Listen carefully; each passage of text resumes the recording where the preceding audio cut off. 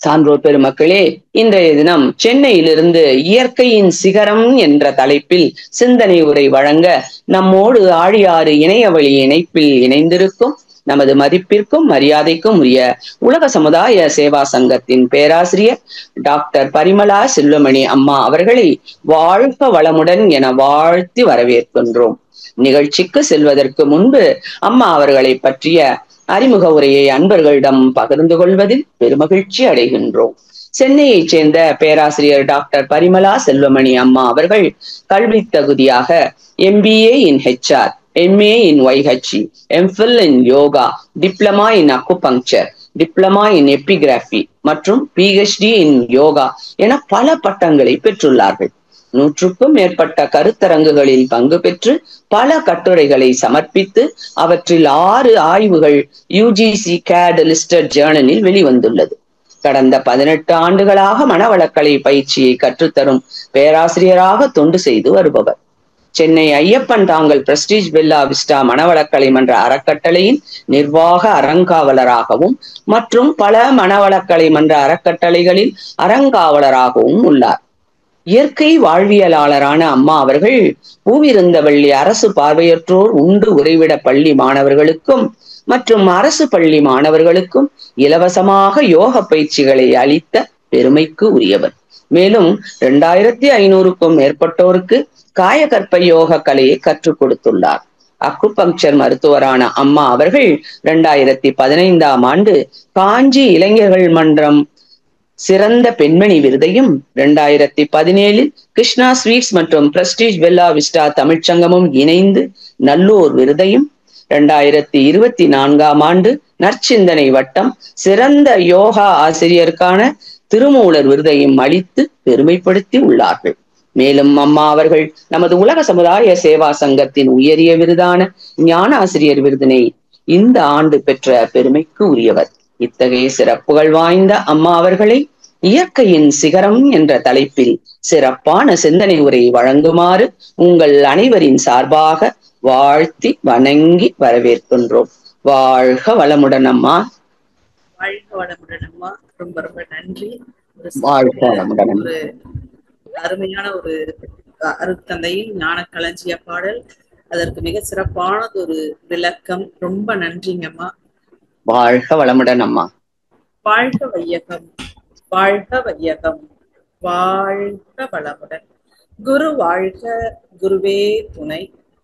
சிந்தனையை உடல் நலத்தை சீரமைத்து உய்வித்த குருவின் மலரடி பாதங்களை தொழுது ஆசான் அருட்தந்தையின் இயற்கையின் சிகரம் என்ற தலைப்பிலே உள்ள கருத்துக்களை பகிர்ந்து கொள்ள இணைந்துள்ள அத்தனை அன்பு உள்ளங்களையும் வாழ்க வளமுடன் என வாழ்த்தி மகிழ்ந்து இன்றைய சிந்தனைக்குள்ள செல்ல இருக்கிறோம்.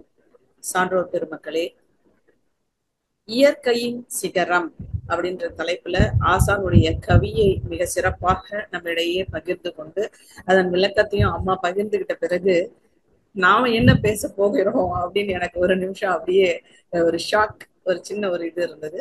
ஆனாலும் இந்த தலைப்பில் நாம் தொடர்ந்து நம்மளுடைய சிந்தனையை பார்க்கலாம்.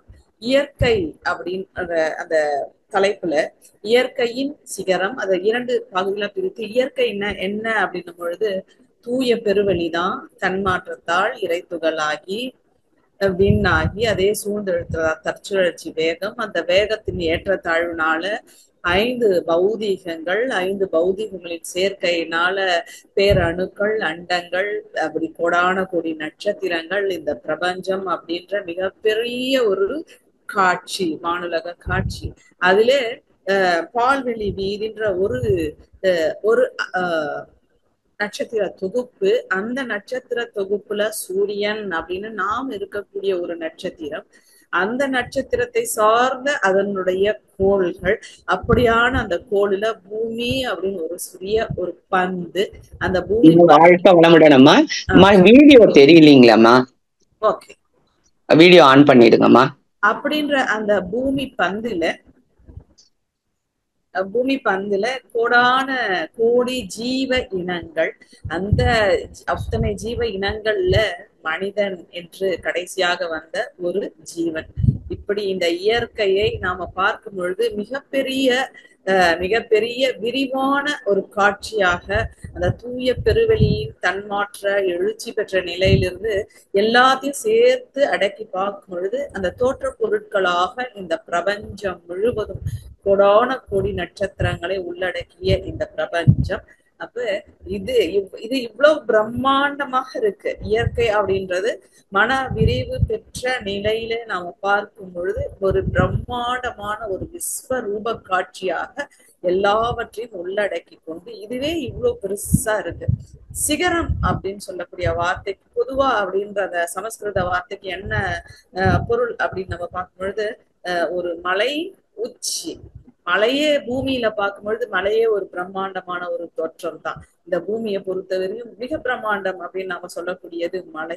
அந்த மலைக்கு உச்சி, அதில் இருக்கக்கூடிய மிகவும் ஒரு உயர்ந்த இடம் அப்படின்னு நம்ம எடுத்துக்கலாம். பொதுவா தமிழ்ல இந்த வார்த்தைய சிகரம் அப்படின்றத ஒரு துறையில ஒரு செயலில ரொம்ப ஒரு உயர்ச்சி அவங்கள காமிக்கணும் அப்படின்னும் பொழுது அவங்கள சிகரம் அப்படின்னு சொல்லுவாங்க. நம்முடைய திரைப்பட இயக்குனர் ஐயா பாலச்சந்தர் அவர்களுக்கு கூட இயக்குனர் சிகரம் அப்படின்னு சொல்ற மாதிரி அந்த மிகப்பெரிய அந்த துறையில அவர் மிகப்பெரிய வளர்ச்சியை அந்த உச்சத்தை தொட்டவர், மிக உயர்ந்தது அப்படின்ற ஒரு அர்த்தமும் நாம அப்படி எடுத்துக்கலாம். அப்ப இயற்கையின் சிகரம் அப்படின்னும் பொழுது இந்த மிக மிக பிரம்மாண்டமான இந்த பிரபஞ்சத்தை உள்ளடக்கிய இந்த காட்சி தான் இயற்கை என்பதற்கு ஒரு முழுமை ஆக இருக்கும்.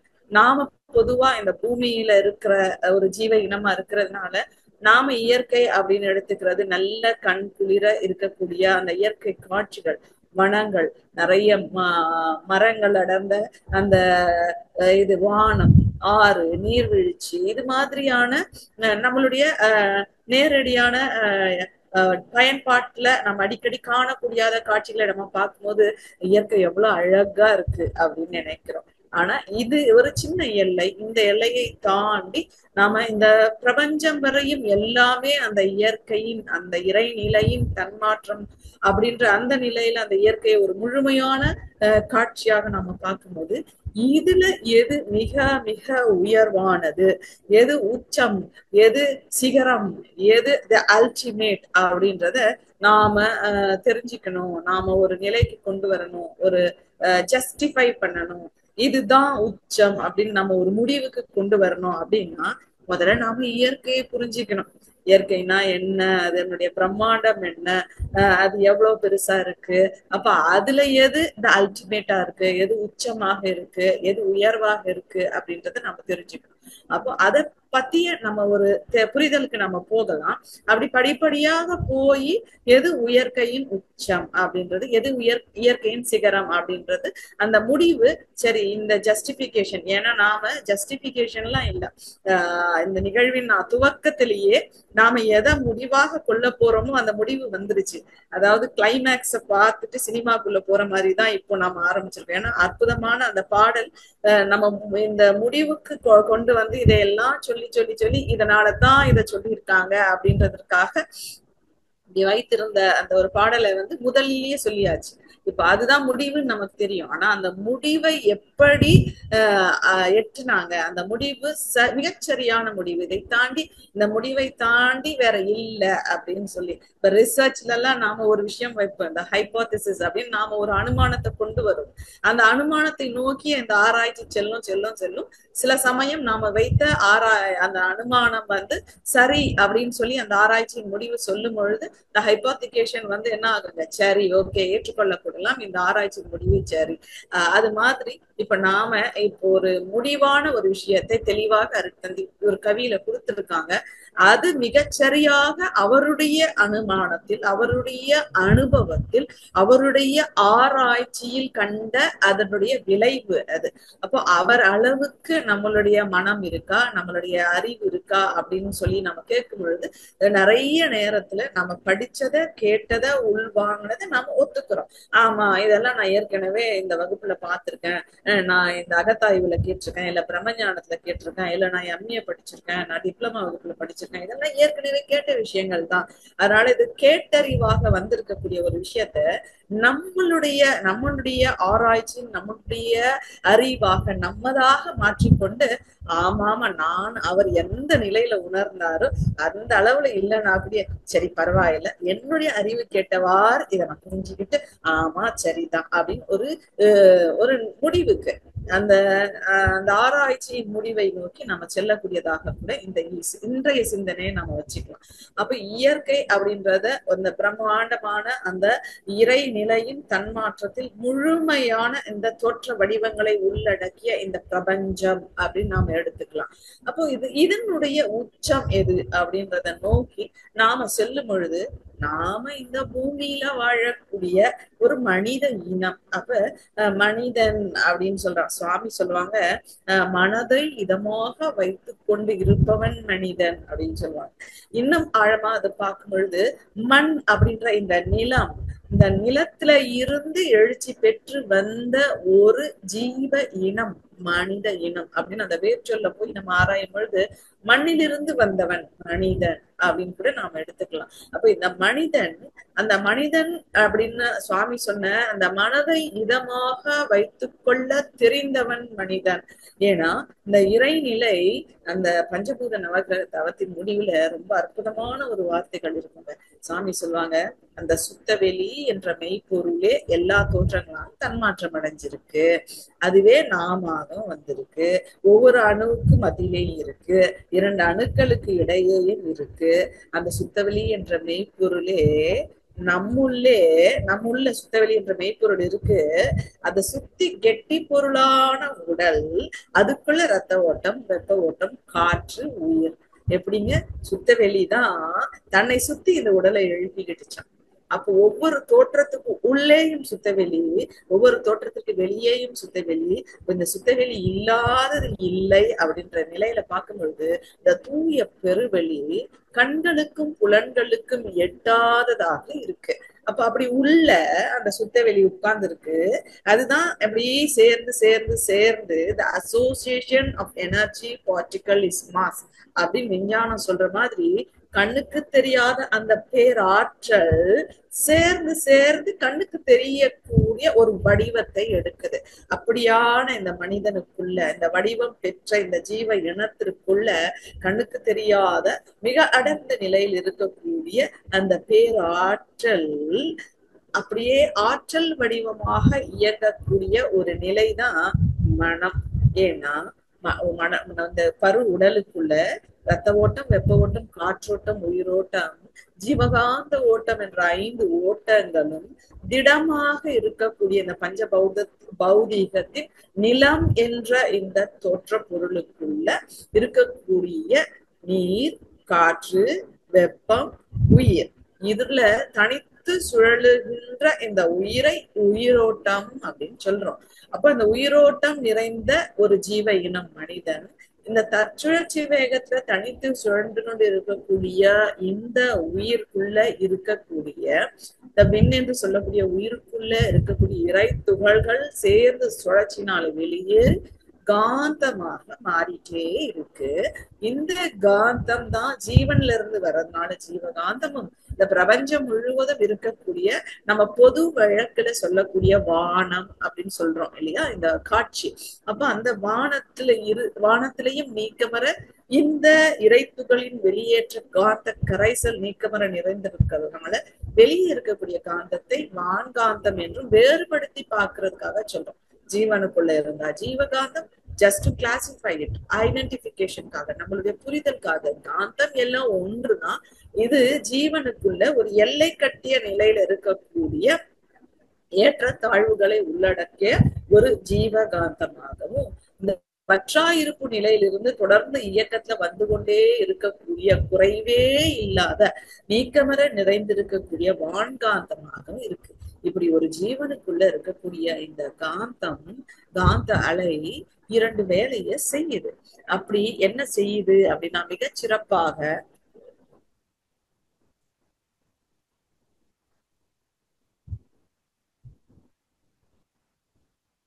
செய்யக்கூடிய நிலையில இந்த மனம் அப்படின்னு நம்ம பார்த்தது அது 2 வேலைகளை செய்யுது. ஒண்ணு அப்படியே எல்லாவற்றையும் சுருக்கி வைக்கிறது, இன்னொன்னு விரித்து காட்டுவது. இப்படி இந்த ஜீவகாந்தம் நம்ம உடல் முழுவதும் அதுதான் எல்லா இயக்கங்களுக்கும் காரணமாக இருந்து செயல்களை செய்து கொண்டிருக்கிறது.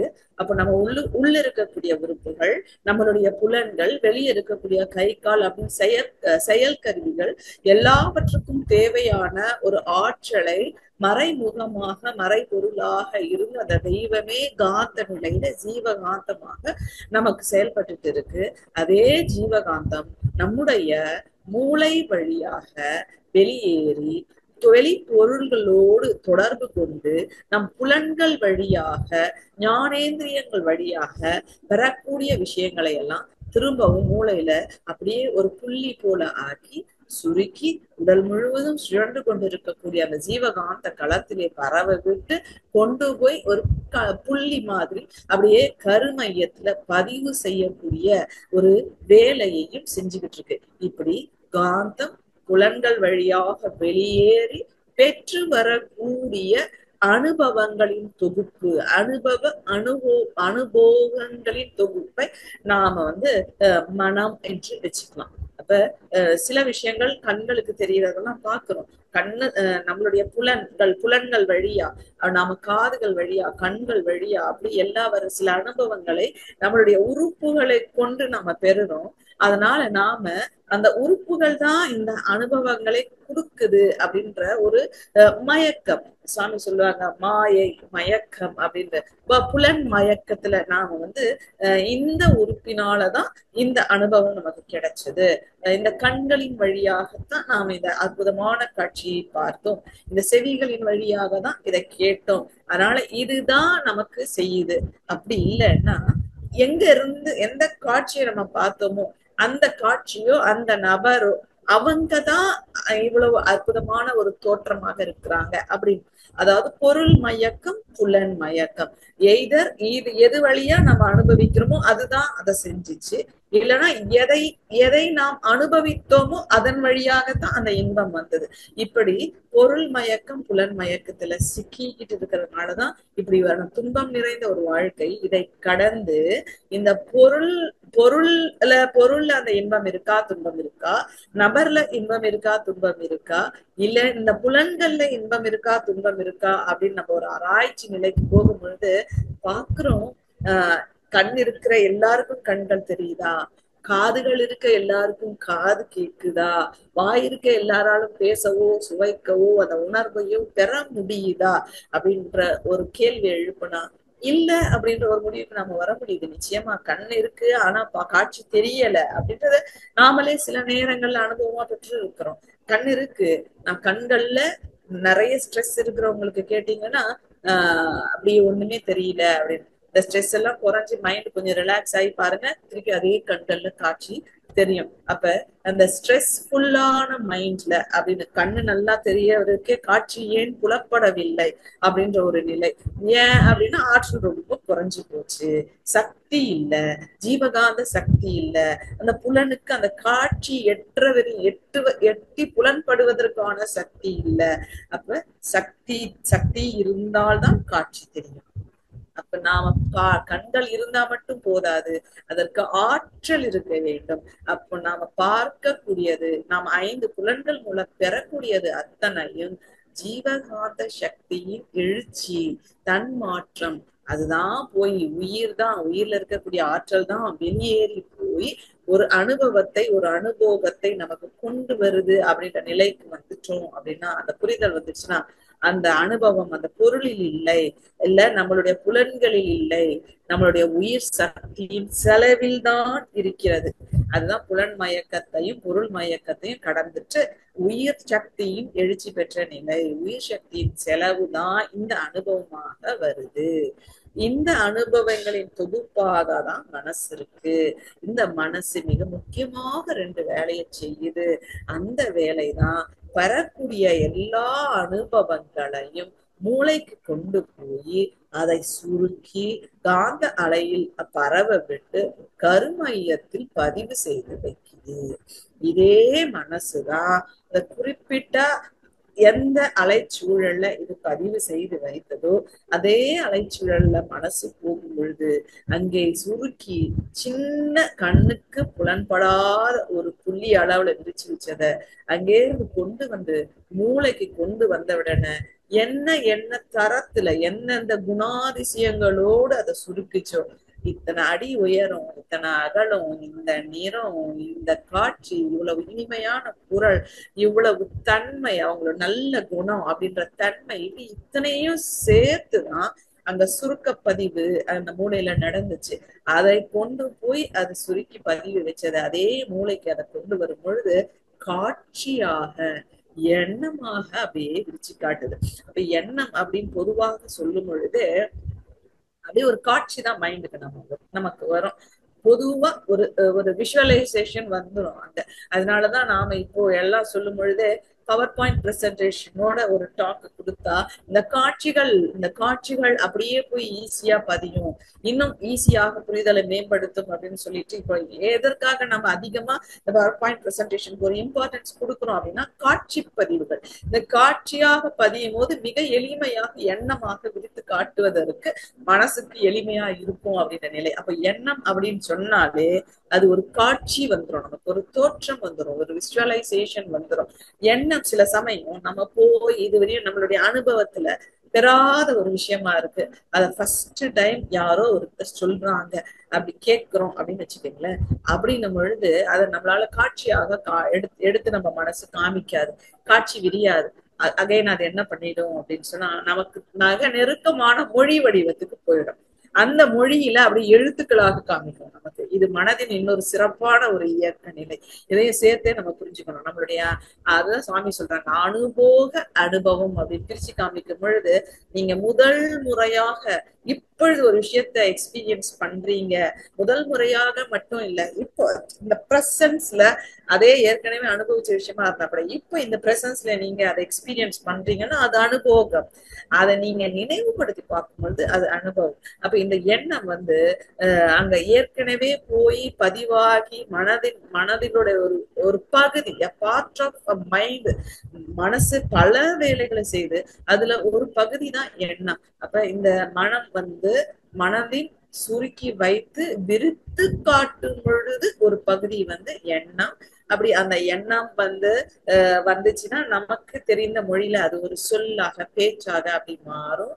அப்படி வர்றது ஒரு செயலாக மலரும், செயல்ல இருந்து ஒரு விளைவு.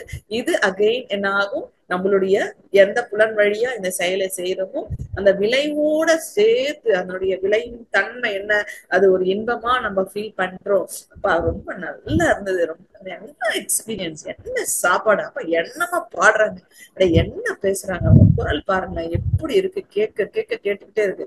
இதெல்லாம் அந்த செயலின் மூலமாக வந்த விளைவுகள். இதையும் சேர்த்து இந்த தரத்தோட கொண்டு போய் இந்த மனசு அப்படியே அங்க பதிவு செய்து வைக்குது. இத மனம் இயங்கக்கூடிய மனதின் மிக முக்கியமான அந்த ஜீவகாந்த ஆற்றல் மிக முக்கிய மனமாக செயல்படக்கூடிய நிலையில சுருக்கி வைக்கிறதும் அதை விரிச்சு காட்டுறதும். அந்த விரிச்சு காட்டுறதுலதான் நம்ம பார்த்தோம் எண்ணம், சொல், செயல், விளைவு, பதிவு. இப்போ மனம் எப்படி எல்லாம் இயங்குது அப்படின்னு சொல்லி நம்ம பார்க்கும்போது இந்த மனம் ஜீவகாந்த ஆற்றல் புலன்கள் வழியாக போகுது, ஒரு அனுபவத்தை பெற்றுட்டு வருது, நமக்குள்ள அப்படியே பதிவு செய்து அப்படின்னு நாம ஜென்ரலா அப்படி இப்ப பொதுவா பார்த்தத இன்னும் மொத்தமா சுவாமிஜி ஆராய்ந்து இது இந்த 10 நிலைகள்லதான் ஒரு மனம் அப்படின்றது கட்டமைக்கப்பட்டு அது இயங்கக்கூடிய நிலைகளாக அதுவும் இன்னொரு வார்த்தை போட்டிருக்காங்க பாருங்க, மனம் அறிவாக இயங்கும் நிலைகள், படிநிலைகள். இந்த அறிவு அப்படின்றத சுவாமி இன்னும் எளிமையா நமக்கு புரிய வைக்கிற இடம் எது அறிவு அப்படின்னு நிறைய கேள்வி வருது. நிறைய விஷயங்களை நம்ம தெரிஞ்சு வச்சிருக்கோம், collective knowledge through our education, through our experience அப்படிலாம் நம்ம பார்க்கறோம்ல. இதுதான் அறிவா, நான் நிறைய படிச்சுட்டேன் அதனால நான் ரொம்ப அறிவானவன் அப்படின்னு நம்ம சொல்ல முடியுமா அப்படின்னா சுவாமி சொல்ல வர அறிவு இது இல்லைங்க. அவர் என்ன சொல்றாரு, அறிவு ஒரு இடத்துல அறிவுதான் தெய்வம் அப்படின்னு சொல்றாங்கல்ல, அறிவே தெய்வம் அப்படின்னு சொல்றாங்கல்ல. அப்ப அந்த தெய்வம் எப்படி இருக்குங்களாம், தெய்வம் சுத்த வெளியில தன்னிருக்க சூழ்ந்தெழுத்தும் ஆற்றலோட தன்னை தானே சுருக்கி சுருக்கி இறுக்கி அழுத்தி கொள்ளக்கூடிய ஆற்றலோட பற்றாயிருப்பு பேரறிவு பேராற்றல் காலம் என்ற 4 தன்மைகளோட இருக்கக்கூடிய அந்த இறைநிலை தன்னுடைய அந்த சூழ்ந்தெழுத்து மாற்றலால் அதுக்குள்ள ஒரு நுண்ணதிர்வு அப்படின்ற ஒரு தன்மையும் உருவாகுது. இப்ப இந்த அழுத்தம் அப்படின்றத பார்க்கும்பொழுது இந்த தெய்வத்தையோட இயல்பான ஒரு தன்மை, அந்த இயல்பான ஒரு தன்மை, இந்த அழுத்தத்தில் ஏற்படக்கூடிய வேறுபாடுகள் தான் எல்லா தோற்றங்களுக்கும் காரணமா இருக்கு அப்படின்ற நிலையில நம்ம பார்க்கிறோம். இந்த தோற்றங்கள், அதாவது பஞ்ச பௌதீகங்கள் அப்படின்ற நிலையில பார்க்கும் பொழுது விண்ணிலே அழுத்தமாக முதல் தோற்ற பொருள், முதல் தோற்றம் இறை துகள்களின் தொகுப்பு. அந்த தோற்றத்துல அந்த தன்மை அப்படியே இருக்கு, அழுத்தம். அப்போ அந்த அழுத்தம் விண்ணிலே அழுத்தமாக, அது அப்படியே காற்றாக மாறும் பொழுது ஒளியாக, நெருப்பிலே ஒளி என்று சொல்லக்கூடிய வெளிச்சமாக, அப்போ நீரிலே சுவையாக, மண்ணிலே சுவாசனை உணர்வாக மனமாக, இப்படி இந்த அழுத்தம் தான் அப்படியே வெவ்வேறு நிலையில அதனுடைய கூட்டு சேர்க்கையில் ஏற்படக்கூடிய நிலையில தன்மாற்றம் அடைஞ்சு ஒவ்வொன்றாக மாறுது. பஞ்ச தன்மாத்திரைகள் அப்படின்னு சொல்றாங்க. அப்படி வரக்கூடிய அந்த முதல் நிலை அழுத்தம் அப்படின்றது எப்படி இருக்குங்க, நாம உணர்றோம். அதை உணர்வதற்காக ஜீவன்கள் கிட்ட புலன்கள் உருவாகுது. அப்படி வரக்கூடிய புலன்கள்ல முதல்ல வரக்கூடிய உணர்வு நிலை தொடு உணர்வு சுவாமி சொல்றாங்க. இப்ப தொடு உணர்வு, அந்த தொடு உணர்வு உள்ள எல்லா ஜீவன்களும் அதற்கு ஃபீல் அப்படின்னு சொல்றாங்க இல்லையா. அப்போ அந்த முதல் ஓர் அறிவு தாவரத்துல அதற்கு தொடு உணர்வு இருக்கு. அப்ப நம்மளுடைய ஆராய்ச்சி ஆழியாறுல நம்ம பார்க்கிறோம், வாழ்த்து அலைகளை கூறி வாழ்க வளமுடன் வாழ்க வளமுடன் ஒரு ஆராய்ச்சி செய்யறாங்க இல்லையா. அதன் மூலமா அந்த தோட்டத்துல இருக்கக்கூடிய செடிகள் நிறைய காய்கள் காய்க்குது. வாழ்த்து அலையை பெற்ற அந்த செடிகள் எப்படி வாழ்த்து ஒரு அலை அப்படியே போகுது, வாழ்க வளமுடன் சொல்றவங்க கிட்ட இருந்து போய் செடியில அப்படியே பட்டு மோதி அதனுடைய எக்ஸ்டர்னல் லேயர்ல பட்டு மோதி ஒரு அழுத்தம் என்ற ஒரு உணர்வாக மாறுது. அப்ப தொடு உணர்வு ஓர் அறிவுன்னு சொல்றோம். தொடு உணர்வு ஓர் அறிவு தாவரம் அப்படின்னு சொல்றோம். அப்ப ஓர் அறிவாக இருக்கிறது எது அப்படின்னா உணர்வு தான். அப்ப இந்த உணர்வாக எது இருக்குன்னா அந்த உணர்வு, தொடு உணர்வுக்கு காரணமான அழுத்தம் என்ற ஒரு உணர்வு. அழுத்தம் எங்க இருந்துச்சுன்னா இந்த சுத்த வெளியோட இயல்பான தன்மை, அந்த இறைநிலையிலிருந்து அப்படியே வந்த நேரடியான ஒரு உணர்வு தொடு உணர்வு அப்படின்னு நம்ம புரிஞ்சுக்கலாம். இப்ப இந்த உணர்வு தான் அறிவு. அந்த தெய்வம் தான் உணர்வாக அறிவாக இருக்கு. அந்த தெய்வத்தின் ஒரு பகுதியாக மனிதனிடையே இயங்கிக் கொண்டிருக்கக்கூடிய ஜீவகாந்தத்தின் ஒரு பகுதியான மனம் அறிவாக இயங்கக்கூடிய படிநிலைகள். ஒவ்வொரு ஸ்டேஜ், எந்த ஸ்டேஜ்ல எந்த இடத்துல வேணாலும் நாம இருக்கலாம். முதல்ல இப்ப பாருங்க, உணர்ச்சி அல்லது உணர்வு. உணர்வு அப்படின்ற அந்த ஒரு உணர்வு நமக்கு வருது. என்ன உணர்வு வரலாம்? உணர்வுகள் எல்லாம் பொதுவாக தேவை முயற்சி செயல் விளைவு இந்த மனம் இயங்கக்கூடிய இந்த நிலையில இந்த உணர்வு பொதுவா துன்பமா தான் இருக்கும். மனிதனுக்கு எப்படின்னா ஒரு துன்ப உணர்வாக தான் இருக்கும். எந்த உணர்வை வேணாலும் நீங்க எடுத்துக்கலாம். இப்போ ஒரு பசின்ற உணர்வை எடுத்துக்கலாம், இல்ல இயற்கை உபாதைகளின் கழிவு நீக்கம் நமக்கு தேவைன்னு எடுத்துக்கலாம். எந்த உணர்வாக இருந்தாலும் நாம அது நமக்கு கொஞ்சம் பொருத்தம் இல்லாம இருக்கும். we feel bad, discomfort அப்படின்லாம் நம்ம வச்சுக்கலாம். அப்ப அது ஒரு துன்ப உணர்வு அப்படின்னா துன்பம்னா பெருசா போக தேவையில்லை, ஒரு டிஸ்கம்ஃபர்ட் அப்படின்னு வச்சுக்கலாம். கொஞ்சம் பொருத்தம் இல்லாத ஒரு நிலை. இப்ப இப்ப பசி எடுக்குது, நான் சாப்பிடல, காலையில சாப்பிடல, இப்ப பசி எடுக்குதுன்னா ஏதோ ஒரு பொருத்தம் இல்லாத உடல்ல ஆற்றல் குறைபாடுல ஜீவகாந்தத்துல சமநிலையில இருந்து அது குறைஞ்சிருக்க நிலையில ஒரு உணர்வு நமக்கு வருது. அந்த உணர்வு வயிற்றுல எழுது, அது மூளை செல்களுக்கு போய் வயிற்றுல இருந்து போய் ஆற்றல் குறைஞ்சிருக்கு, பசி எடுக்குது, நீ சாப்பிடணும் அப்படின்ற ஒரு உணர்வு நிலைக்கு போது அப்போ மூளை செல்கள் பசி வந்துருச்சுன்னு உணர்ச்சியா மாறுது. எனக்கு பசி வந்துருச்சு அப்படின்னு உணர்ச்சியா மாறுது. அப்ப இந்த உடலின் தேவை அப்படின்றத வெளிப்படக்கூடிய வெளிப்படுத்தக்கூடிய மனம் அதை வெளிப்படுத்தக்கூடிய நிலையாக உணர்வு அல்லது உணர்ச்சி இருக்கு. அதுதான் இந்த அறிவாக இருந்து அது செய்யக்கூடிய செயல். உனக்கு ஆற்றல் குறைபாடு ஆயிருக்கு அப்படின்ற அதே ஜீவகாந்தம் நமக்குள்ள மிக அற்புதமாக அந்த உணர்வை எங்க அது செரிச்சு ஆற்றலை கொடுக்கக்கூடிய நிலை இருக்கோ அந்த இடத்துல அந்த உணர்வை தோற்றுவித்து மூளை செல்களுக்கு போய் உணர்ச்சியாக மாறுது. அப்ப அது முதல் நிலையில அங்க இருக்கு. உடனே நமக்கு ஒரு தேவை வந்துருச்சு, நமக்கு புரிஞ்சிருச்சு என்ன தேவை வந்திருக்கு, பசி அப்படின்னு வந்திருக்கு. இந்த பசி தேவைக்கு நாம உணவு சாப்பிடணும் அப்படின்ட்டு அடுத்த நிலைக்கு போகுது. அப்போ உணர்வு சாப்பிடணும் அப்படின்றது ஒரு முயற்சியாக மாறுது. முயற்சி என்ன பண்ணுவோம், பொதுவாக வீட்டுல சமைச்சு வச்சிருப்பாங்க, சமைச்சு வச்சு இல்லைன்னா ஸ்விக்கில ஆர்டர் பண்ணலாம், அப்படி இல்லைன்னா நாம சமைக்க முயற்சி செய்யலாம், அப்படி இல்லைன்னா இயற்கையானதை அப்படி நேரடியா நம்மளால என்ன சாப்பிட முடியுமோ அந்த உணவு எடுத்து ஒரு பழமோ ஒரு காய்கறியோ ஒரு உலர் பழ வகைகளோ ஏதோ ஒன்று நாம எடுத்துக்கொள்வ உணவாக எடுத்துக்கொள்வதற்கு நாம ஒரு முயற்சியை செய்யறோம். அப்படி எடுத்துட்டு வந்ததை சாப்பிடுறோம். செயல் வாயில போட்டு நல்லா அந்த உணவை ரசிச்சு ருசிச்சு நாம சாப்பிடுற ஒரு செயலை செய்யறோம். அந்த செயல் செய்யும் பொழுது அதனுடைய விளைவாக நம்மளுடைய வயிறு நிரம்பி போதும் அப்படின்ற ஒரு உணர்வு வருது, நம்ம ஒரு திருப்தியான ஒரு உணர்வு வருது, மன நிறைவு வருது. ஆக இது அந்த செயலின் விளைவாக இருக்கு. இந்த செயலை நாம செய்யும் பொழுது நம்ம ஃபீல் பண்ணிட்டு இருக்கோம்ல, அது நல்ல உணவு, நல்லா இருந்துச்சு, இந்த பழம் சுவையா இருந்தது, இவ்வளவு நாள் இவ்வளவு நல்ல சுவையில சாப்பிட்டதே இல்லையே, ஓஹோ நல்ல பசிச்சு தேவையை உணர்ந்து முயற்சி செய்து சாப்பிடும் பொழுது இப்படியான ஒரு அனுபவம் நமக்கு கிடைக்குதுன்னு நம்ம நினைக்கிறோம்ல, அந்த விளைவை செய்து கொண்டிருக்கும் பொழுது ஒரு அனுபவிச்சுட்டு இருக்கிறோம்ல, அதன் பெயர் அனுபவம். அதை நாம் நினைவு கூர்ந்து பார்க்கும் பொழுது, ஒப்பீடு செய்து பார்க்கும் பொழுது, இல்ல சிறிது நேரம் கழிச்சு அம்மா நீ சாப்பாடு போட்ட ரொம்ப நல்லா இருந்துச்சுமா அப்படின்னு அவர் 5 நிமிஷத்துல அந்த செயல் முடிஞ்ச பிறகு நம்ம அதையே திருப்பி அப்படி அதை நினைவு கூர்ந்து சொல்றோம்ல, அது அனுபவம். இது இந்த உணர்ச்சி, தேவை, முயற்சி, செயல், விளைவு, அனுபவம், அனுபவம் இத நம்ம பாக்குறோம். இது ஒரு ஆடு மாடு கூட செய்யுதுங்க. ஆமா, எல்லா 5 அறிவு வரை உள்ள எல்லா ஜீவனுக்கும் பொதுவான விஷயமாக இருக்கு. அந்த வீட்டு வாசல்ல இந்த நேரத்துக்கு ஒரு பசி வந்தா, நாம தேவை உணர்ந்துட்டா, பசி தேவையை உணர்ந்துட்டா, முயற்சி அப்படின்னு சொல்லி கொஞ்சம் நடந்து போய் இல்ல குழைச்சு பார்த்து இல்ல கொஞ்சம் பெராண்டி பார்த்து கொஞ்சம் அப்படி தலையை சாட்சி பார்த்து, வீட்டுல வளர்க்குற பெட் அனிமல்ஸ் எல்லாம் கவனிச்சு பாருங்க. இல்ல வாசல்ல நின்று ஒரு விலங்கு நீங்க பழக்கப்படுத்திருக்கீங்கன்னா அது என்ன செய்யுதுன்னு பாருங்க. பழக்கம் இல்லாதது என்ன முயற்சி செய்யுதுன்னு பாருங்க.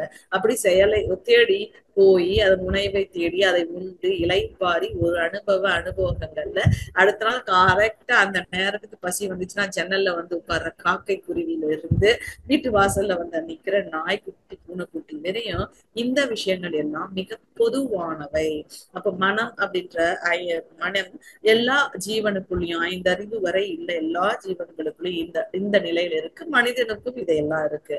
இதை தாண்டி இந்த அனுபவங்களை இந்த செயல் விளைவுகளை ஒரு சிந்தனைக்கு நாம கொடுத்துட்டு போறோம்.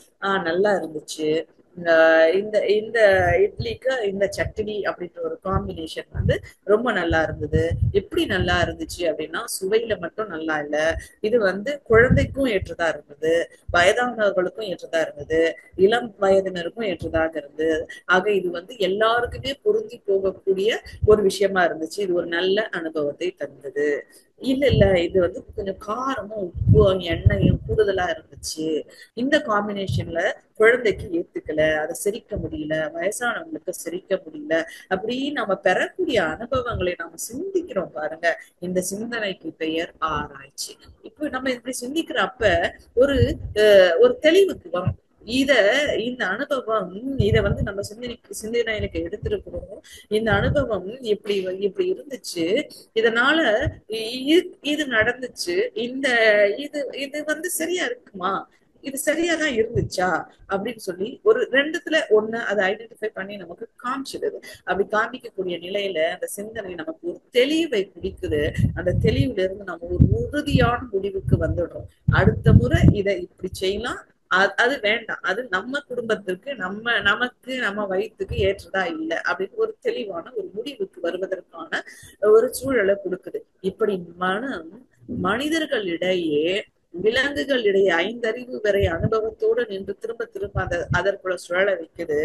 6 அறிவு பெற்ற நம்மிடையே மனம் இப்படி ஆராய்ச்சிக்கு உட்பட்டு சிந்தனைக்கு உட்பட்டு அதுல ஒரு தெளிவு ஏற்பட்டு அந்த தெளிவில் இருந்து நாம ஒரு முடிவை தீர்க்கமாக எடுத்து இதை செயல்படுத்தலாம் இதை செயல்படுத்த வேண்டாம் என்ற ஒரு நிலைக்கு கொண்டு போகக்கூடிய அறிவாக மனம் இயங்குது. அப்படியே இருக்கக்கூடிய இந்த மனம் 5 நிலைகளிலும் இயங்குவதாக சுவாமி நமக்கு சொல்றாங்க. அதை நாம ஆராய்ச்சி பூர்வமாகவும் அனுபவபூர்வமாகவும் கூட உணர்ந்திருக்கிறோம். அப்படி முதல்ல இந்த மனம் அன்னமய கோஷம் அப்படின்னு, இது கோஷம் அப்படின்னா லேயர்ஸ் அப்படின்னு வச்சுக்கலாம். ஒரு ஷீட், ஒரு சாக்லேட் பேப்பர் மேல ஒரு சின்ன பட்டர் பேப்பர் இருக்கு, அதுக்கு மேல இன்னொரு கவர் இருக்கு, அதுக்கு மேல ஒரு பெரிய ரேப்பர் இருக்கு, அதை ஒரு பாக்ஸ்குள்ள போடுறாங்க. அப்படி ஒரு பொருளுக்கு மேல ஒரு பொருள் அப்படின்ற மாதிரியான ஒரு லேயர்ஸ் அப்படின்னு நம்ம இந்த கோஷத்தை எடுத்துக்கலாம். இந்த மனம் இந்த 5 நிலைகளையும் போயிட்டு போயிட்டு இருக்கக்கூடிய இயல்புலதான் இருக்கு. இது மனச விஞ்ஞானிகள் எப்படி பிரிக்கிறாங்க? புறமணம், நடுமணம், ஆழ்மணம் அப்படின்னு சொல்றாங்க இல்லையா? பெரிஃபரல் லேயர்ல புலன்கள் வழியாகவே இயங்கி கொண்டிருக்கக்கூடிய ஒரு மனமும், அதை தாண்டி உள்ள போறக்கூடிய ஒரு நிலையும், அதை தாண்டி ஆழ் மனதுக்கு போய் அதனுடைய ஆரம்ப நிலையில போய் அல்டிமேட்டா அங்க போய் இருக்கக்கூடிய அந்த கான்சியஸ் ஸ்டேட் ஆஃப் மைண்ட் அப்படின்னு சொல்லக்கூடிய அந்த நிலைக்கு கூட போறாங்க. இந்த மனமே எது அப்படின்னு நம்ம பார்த்தா அது ஒரு ஜீவகாந்த அலை. அப்போ இந்த அலை வடிவாக தான் இந்த மனசே செயல்படுது அப்படின்னு சொல்லும் பொழுது அதற்கு ஒரு நீளம் இருக்கும், அலை நீளம். அப்போ அந்த அலை நீளம் விஞ்ஞானிகள் பகுக்கிறாங்க.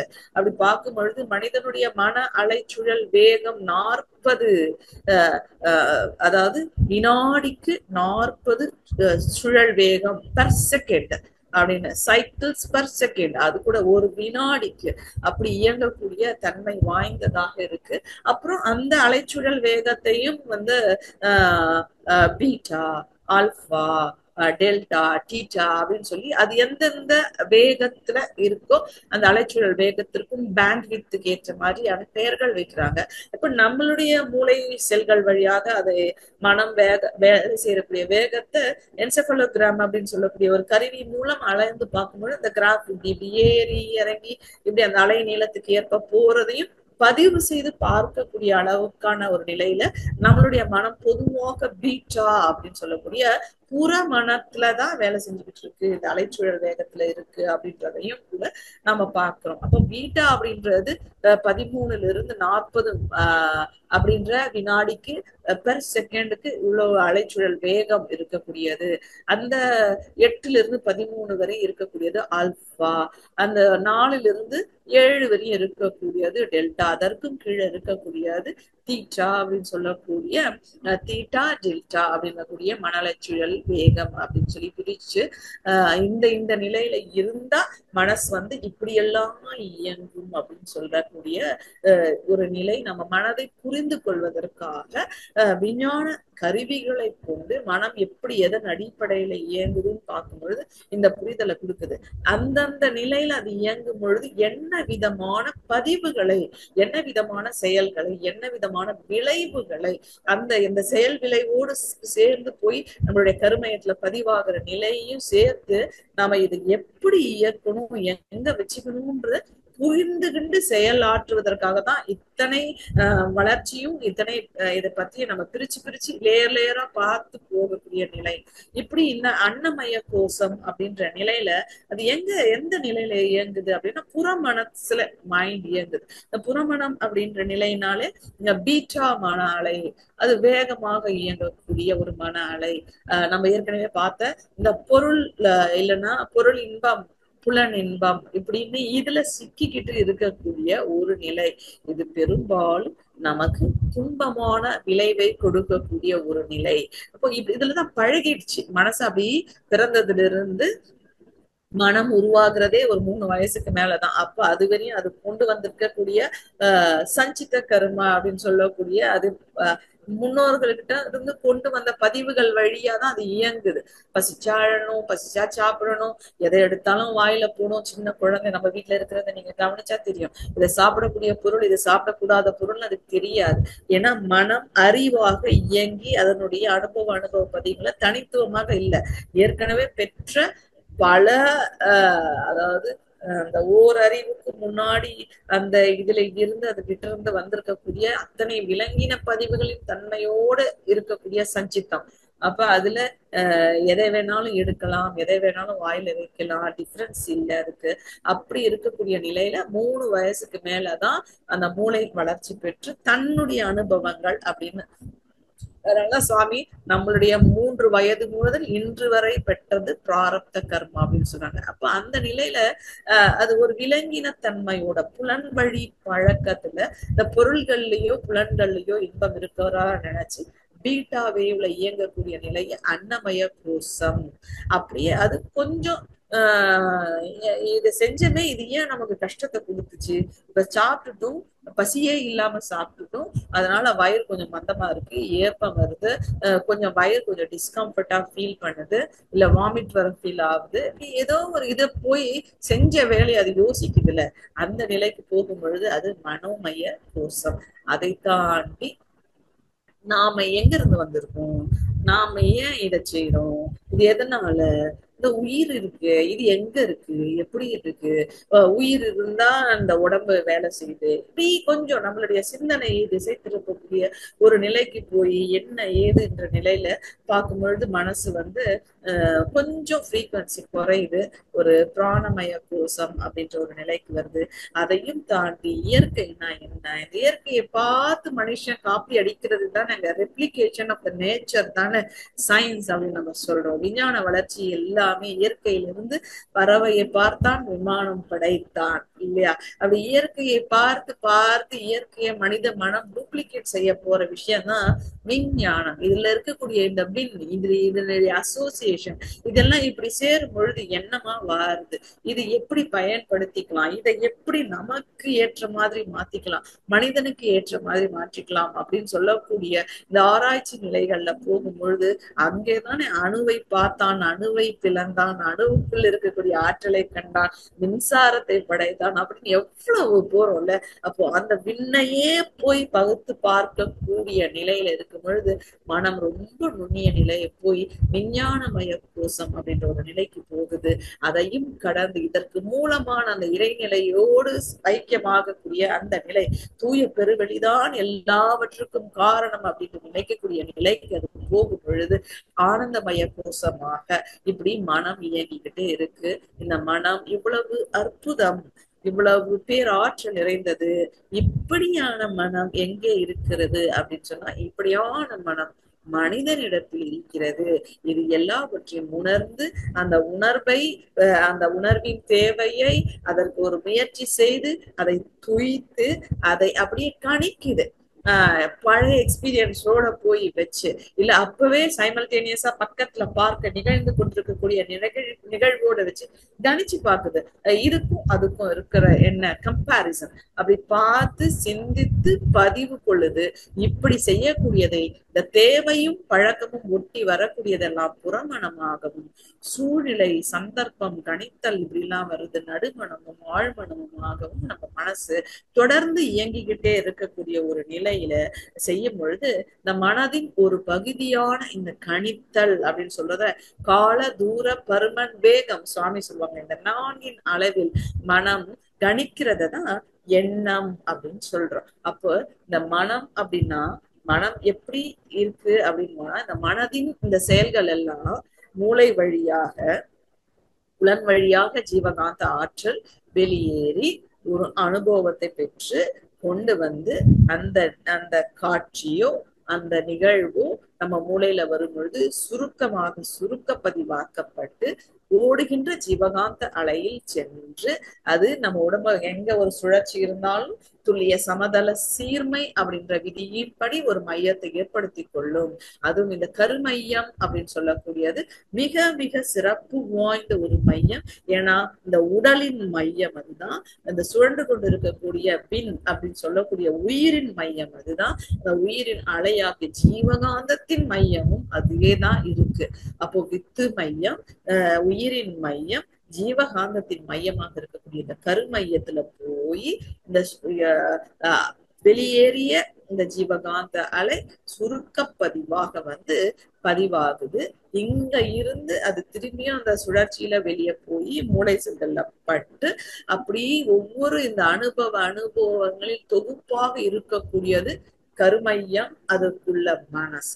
அப்ப மனசுல இருந்து ஒரு புள்ளியா இருக்கக்கூடிய ஒரு சின்ன இது எண்ணமாக வெளியே வருது. அப்ப மனசு அப்படின்றது ஒரு அப்ப கருமையம் அப்படின்றத நம்ம எப்படி எடுத்துக்கலாம், ஒரு பெரிய box. Okay, it's a treasure. ஏன்னா இதுல எல்லாமே இருக்கு. எந்த எல்லாமே இருக்கு, நான் சஞ்சித கர்மமாக கொண்டு வந்தது, முன்னோர்கள் கிட்ட இருந்து, விலங்கின பதிவுகள்ல இருந்து, அங்கேருந்து வந்தது, இந்த பிரபஞ்ச தோற்றத்துல என்னென்ன ஹிஸ்டரி எல்லாம் அதுக்குள்ள வச்சிருக்கோ அந்த எல்லாம் இருக்கக்கூடிய மிகப்பெரிய ட்ரெஷர் ஹண்ட் அது. அப்படின்னா அதுக்குள்ள இருந்து நீங்க ஒரு விஷயத்தை எடுக்கிறீங்க, ஒரு மாலையை எடுக்கிறீங்க, ஒரு நவரத்தின மாலையை எடுக்கிறீங்க அப்படின்னு வச்சுக்கோங்க, அது மனசு. அப்படின்னா அந்த மனதின் ஒரு பகுதி அதுல இருந்து போய் மூளையில விரிச்சு காமிக்குது பாருங்க, அது எண்ணம். அப்போ மனசும் எண்ணமும் அப்படின்னா மனதின் ஒரு பகுதி தான் எண்ணம் அப்படின்னு நாம இதை புரிஞ்சுக்கலாம். அப்ப இந்த நாளுக்கும் இருக்க தொடர்பு ஒன்றை ஒன்று, இது வேற அது வேற இல்ல, மனசு வேற எண்ணம் வேற இல்ல, ஆனா மனதின் ஒரு இயக்க நிலை அப்படின்னு வேணா நாம எண்ணத்தை வச்சுக்கலாம். இப்ப எண்ணத்தை அப்படி இயக்க நிலையில என்ன செய்யுது அப்படின்னு பார்க்கும்பொழுதுதான் சுவாமி சொல்றாங்கல்ல, கணித்தல் அப்படின்ற ஒரு வேலையை செய்யுது. என்ன கணிக்குது இந்த மனசு அப்படின்னு சொன்னா, காலதூர பருமன் வேகம் என்ற நான்கின் அளவில எல்லாத்தையும் கணிச்சுக்கிட்டே இருக்கு. அதனாலதான் எண்ணி எண்ணி பாக்குறதுனால எண்ணம், கவுண்டிங் அப்படின்னு சொல்றாரு சாமிஜி. எண்ணி எண்ணி பாக்குறதுனால அது எண்ணம், ஆனா அது ரொம்ப ரொம்ப வலிமை வாய்ந்தது அப்படின்னு அடுத்த இதுலயே சொல்லுவார். எண்ணம் எப்படி ரொம்ப வலிமை வாய்ந்தது அப்படின்னு அப்படி சொல்றாரு அப்படின்னு பார்க்கும் பொழுது, எண்ணம் நம்மளுடைய ஜீவகாந்த அலை. ஏற்கனவே நமக்கு தெரியும், அலை இயக்க தத்துவம் தெரியும். ஏன்னா எந்த ஒரு அலையாக இருந்தாலும் அது போய் மோதும், பிரதிபலிக்கும், சிதறும், ஊடுருவும், இரண்டுக்கும் இடையே ஊடாடி கொண்டே இருக்கும். அப்ப இந்த எண்ணம் என்ன ஆகுது, என் மனசுல பெற்ற இந்த அனுபவங்களின் தொகுப்பு, அதுவும் அலை நீளம்லாம் நம்ம பார்த்தோம். இந்த ஃப்ரீக்வன்சி, அந்த ஃப்ரீக்வன்சி எந்த ஃப்ரீக்வன்சியில அது பதிவாகுதோ அதே ஃப்ரீக்வன்சியில ஒரு செயலுக்கும் மற்றொரு செயலுக்கும் இடைப்பட்டதை நம்ம காலம் அப்படின்னு சொல்றோம், டைம் அண்ட் டிஸ்டன்ஸ் அப்படின்னு நம்ம சொன்னா புரியும். இதற்குள்ள பல பல கோடி நீளங்கள் பதிவாகக்கூடிய வாய்ப்புகள் இருக்கு. அப்ப இதுவும் இப்ப பேசிக்கிட்டு இருக்க இதுவும் இந்த பிராக்ஷன் ஆஃப் செகண்டுக்கு முன்னாடி பேசினதும் ஒரே அலை நீளமான நிச்சயமா இல்லை, ரெண்டும் வேறு வேறு அப்படின்ற தன்மையில. அப்போ அவ்வளவு வித்தியாசம் இருக்கு ஒன்னொன்னும். அப்ப இந்த அலை புறப்படுது, போய் மோதுது, புறப்படும் பொழுது இருந்த ஃப்ரீக்வன்சி அங்க போய் மோதுற நிலையில ஒண்ணு, அங்க இருந்து சிதறி அங்க எது மேல மோதுதோ அங்க ஏற்கனவே ஒரு அலை இருக்கும், அது அலையோடு சேர்ந்து அதன் தன்மையை சேர்த்து இங்க கொண்டு வருது.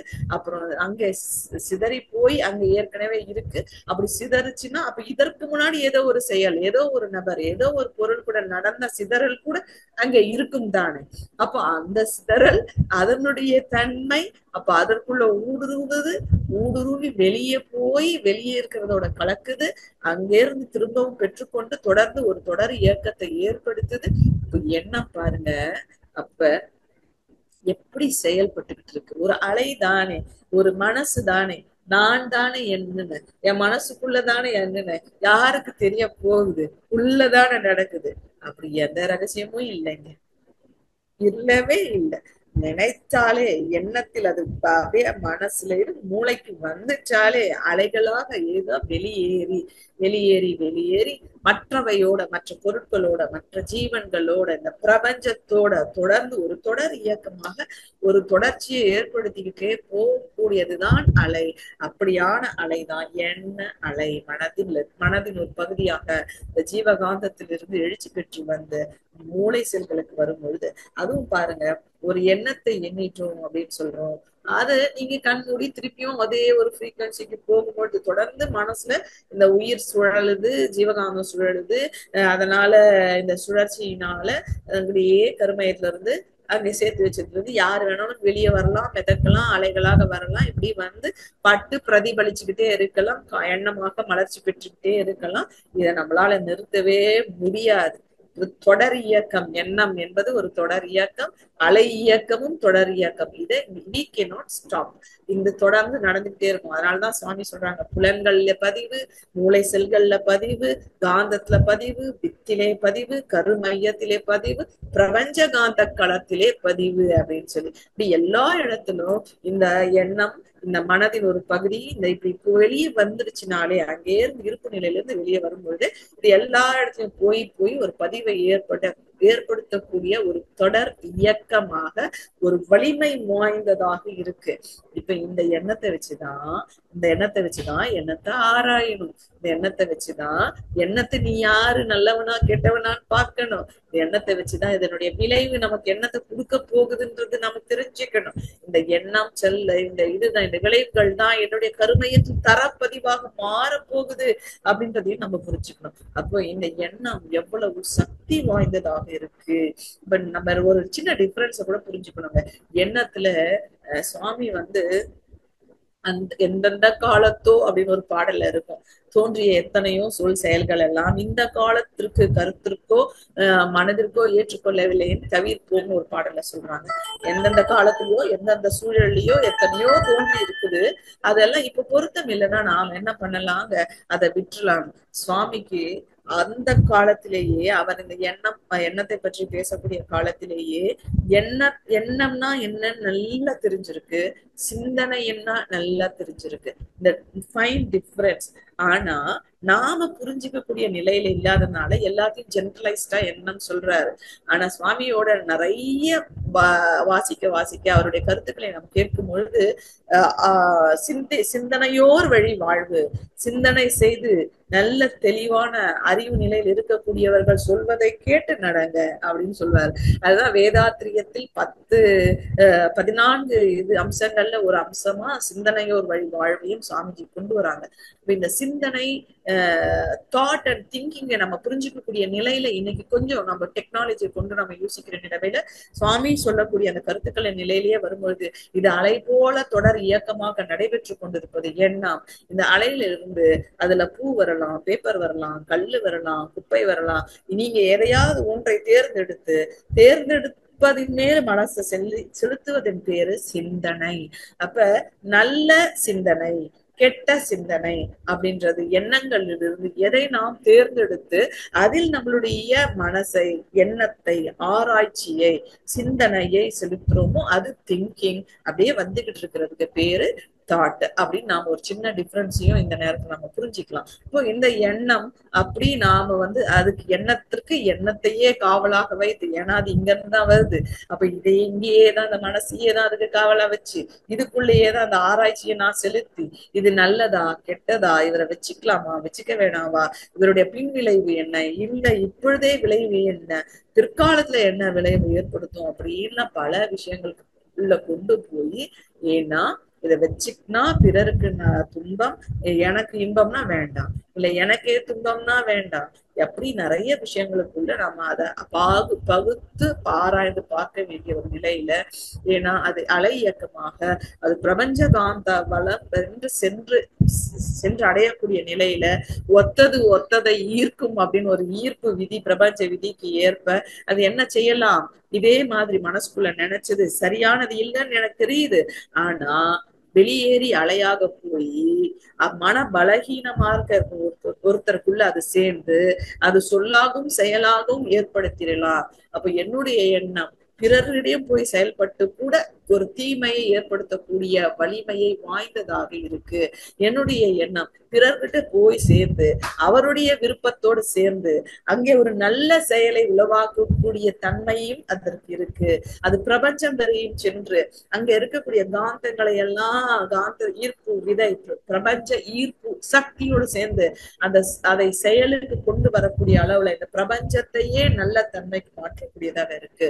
இந்த பிரபஞ்சத்திலேயே ஒரு நெகட்டிவிட்டியை கிரியேட் பண்ணி, ஏன் இயற்கை சீற்றங்கள் ஏற்படுது, புயல் வருது, பூகம்பம் வருது, வறட்சி வருது, நிறைய வெள்ளம் வருது அப்படின்னா இது மாதிரி இந்த வான்காந்தத்தில் கலந்திருக்கக்கூடிய தேவையற்ற எண்ண அலைகளின் தொகுப்பு இங்க பிரதிபலிக்குது அப்படின்ற உண்மையை நாம் உணர்ந்து கொள்ளும் பொழுது இவற்றையெல்லாம் சேர்த்து இணைத்து எவற்றையெல்லாம் எனக்குள்ள ஒரு புள்ளியாக கருமையத்துல போய் பதிஞ்சிருந்து அதுவே என்னுடைய மனசாக, என்னுடைய அறிவாக என் உடலை விட்டு இந்த போய் சந்திரன், சூரியன், பிரபஞ்சகலம், சுத்த வெளி அப்படின்னு அந்த பிரபஞ்சம் முழுவதையும் சேர்ந்து பார்க்கக்கூடிய வலிமை வாய்ந்ததாக என் மனம் இயங்கும் பொழுது, என் மனதின் ஒரு பகுதியானிய எண்ணத்திற்கு இவ்வளவு ஆற்றல் இருக்கும் பொழுது இயற்கையையே உணர்ந்து கொள்ளக்கூடிய, இயற்கையையே தெரிந்து கொள்ளக்கூடிய, இயற்கையை பயன்படுத்தி கொள்ளக்கூடிய, விஞ்ஞானத்தை வளர்த்து கொள்ளக்கூடிய, வாழ்க்கையை இன்பம் நிலையில் வைத்துக் கொள்ளக்கூடிய தன்மையை இந்த மனதின் பகுதியான எண்ணம் பெற்றிருக்கிறது அப்படின்னும் பொழுது அங்க பெரிய பேரண்டம், அந்த அண்டங்களை உள்ளடக்கிய இந்த பிரபஞ்சம் இங்க எனக்குள்ளே கருமையத்திலே ஒரு சிறு சிறு சிறு கண்ணுக்கு புலனுக்கும் எட்டாத காந்த நிலையில் அருவமாக பதிவு செய்யப்பட்டிருக்கக்கூடிய அனுபவத்தின் வெளிப்பாடாக எண்ணம்.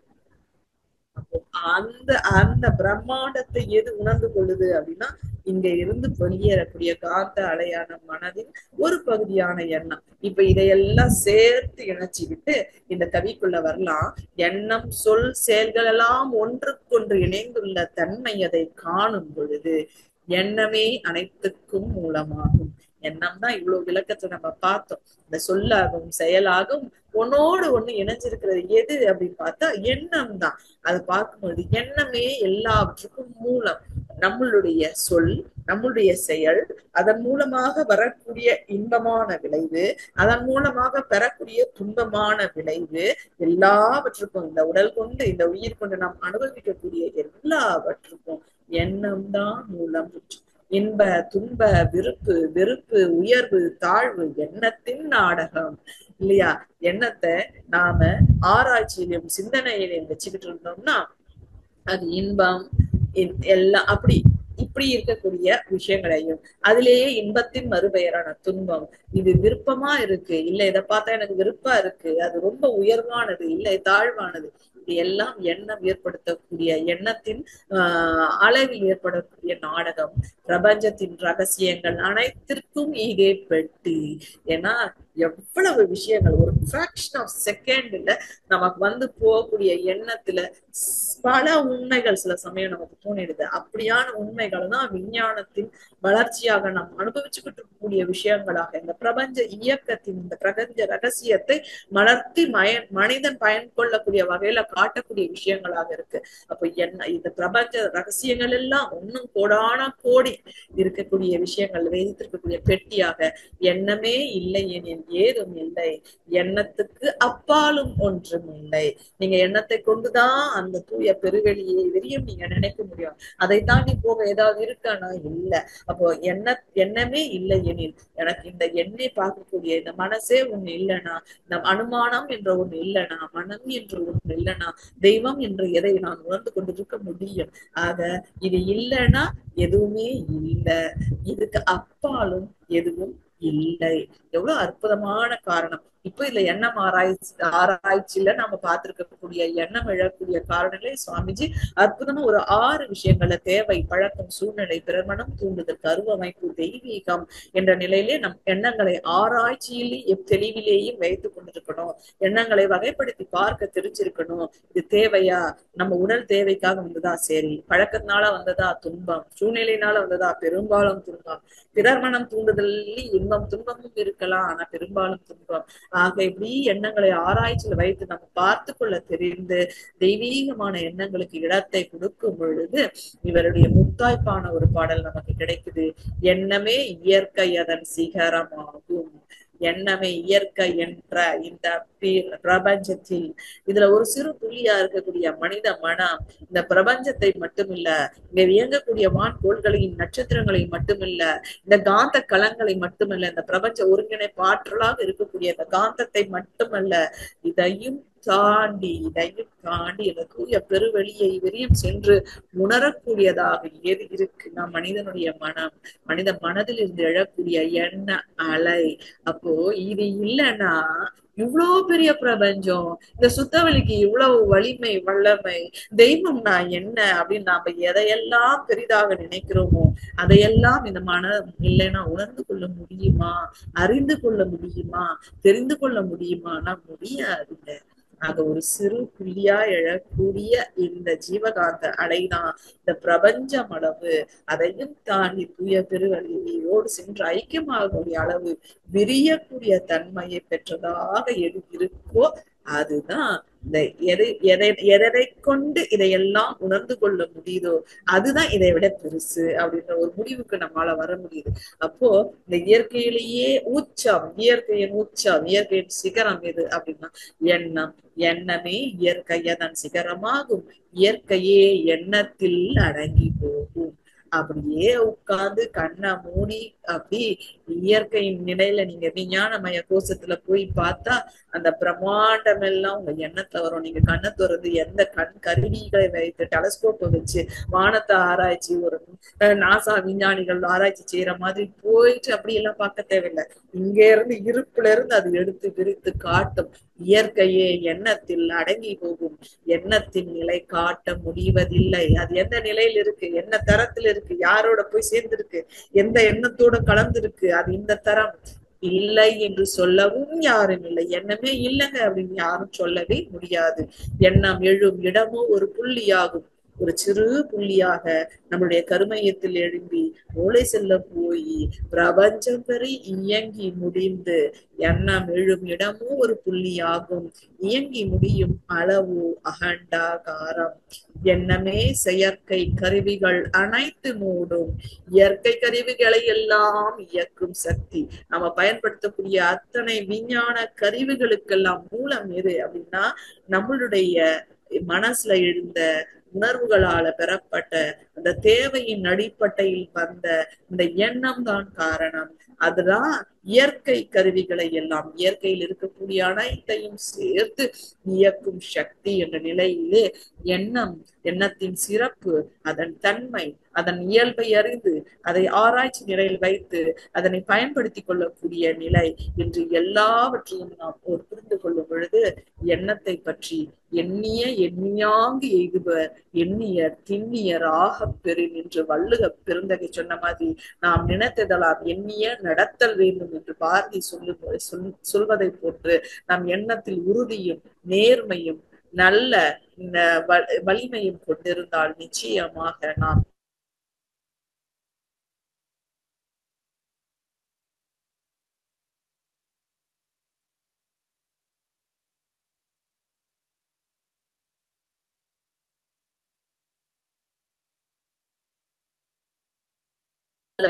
எண்ணத்தால் வெல்வோம் என்று கூறி நல்லதொரு வாய்ப்பினை வழங்கிய அனைத்து அன்பு உள்ளங்களுக்கும் நன்றி பாராட்டி இத்தனை நேரம் இணைப்பில் இணைந்திருந்த உங்களுக்கும் நன்றி கூறி நீங்களும் உங்கள் அன்பு குடும்பமும் வாழ்க்கையில் எல்லா துறைகளிலும் வெற்றியும் மகிழ்ச்சியும் மன நிறைவு பெற்று வாழ வேண்டும் என வாழ்த்தி நிறைவு செய்து கொள்கிறேன்.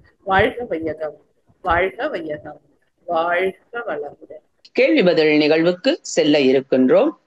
அம்மா அவர்கள் நம்முடைய கேள்விகளுக்கு சிறப்பாக பதிலளிக்க இருக்கின்றார்கள். கேள்வி கேட்க விரும்பும் அன்பர்கள் தங்கள் கைபேசியை தாங்களே அன்மியூட் செய்து கொண்டு கேள்விகளை கேட்கலாம். முதல் அன்பராக கணேஷ் ஐயா அவர்களை அன்புடன் அழைக்கின்றோம். வாழ்க வளமுடன் ஐயா.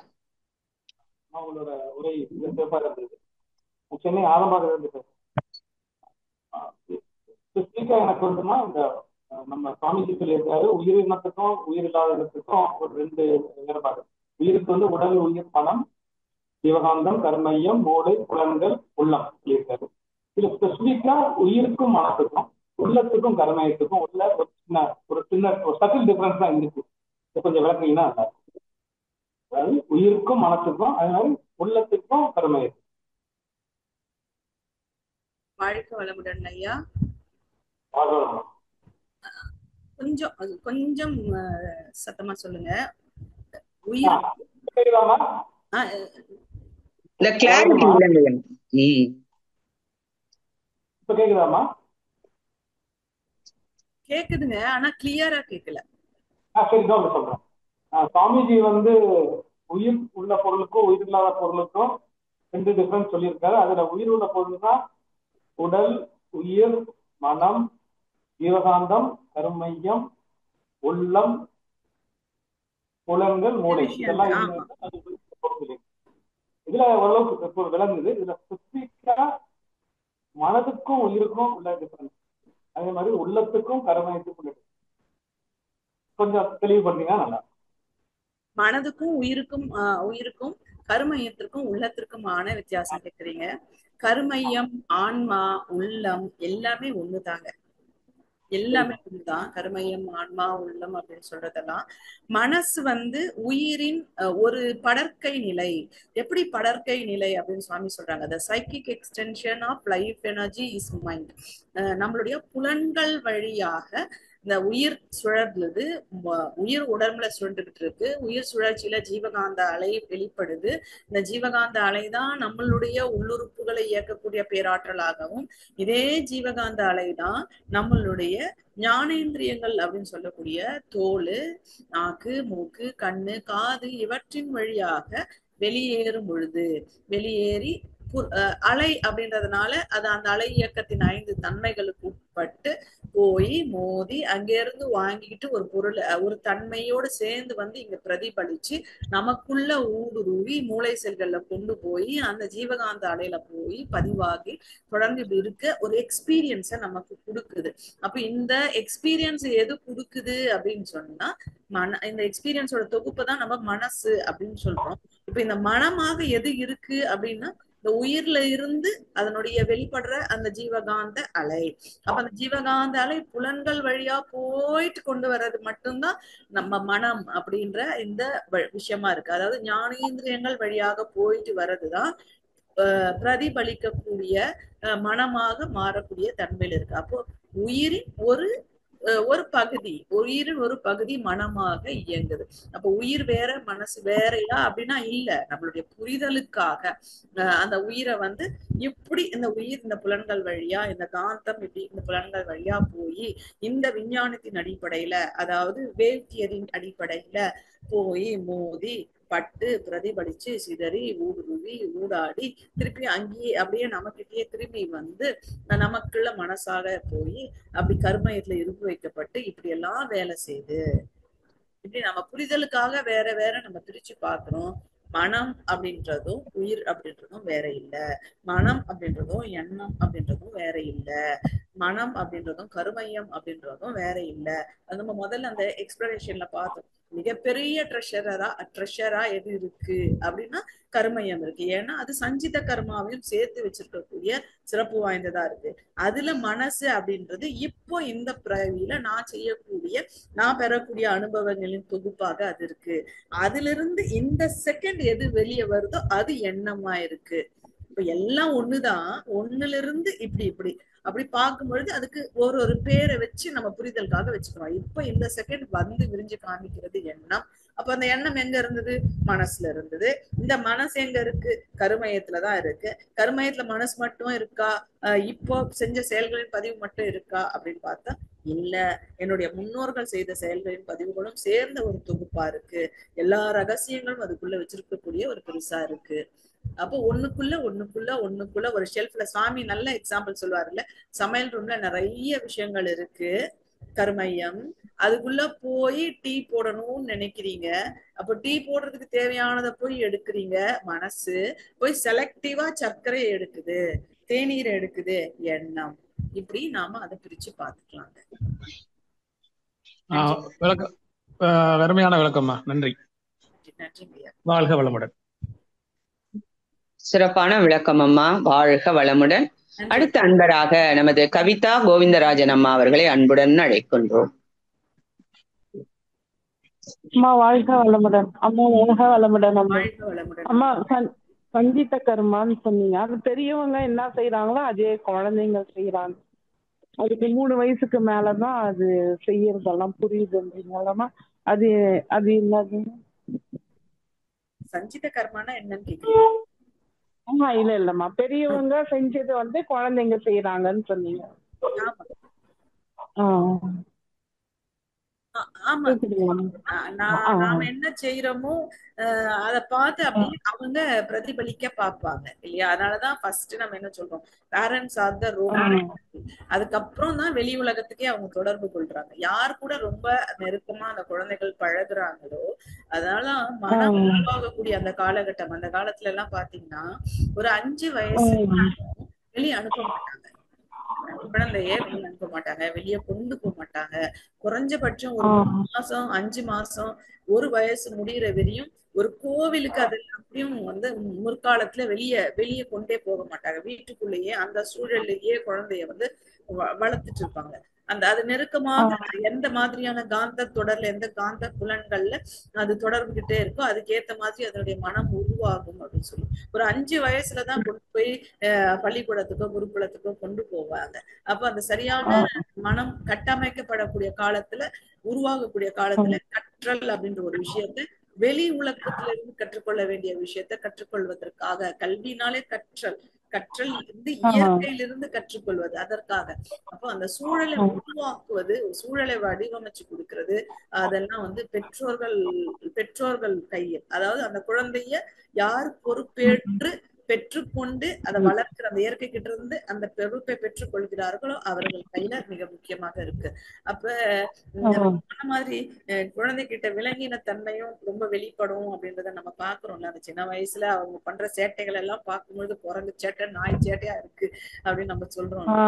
அதுக்குள்ளே ஏற்படக்கூடிய அந்த தன்மை, அந்த குரங்கு சேட்டையில அப்படியே காப்பி பண்றது நிறைய இருக்கும். குரங்கு ஆமா தூக்கிட்டு போகும்.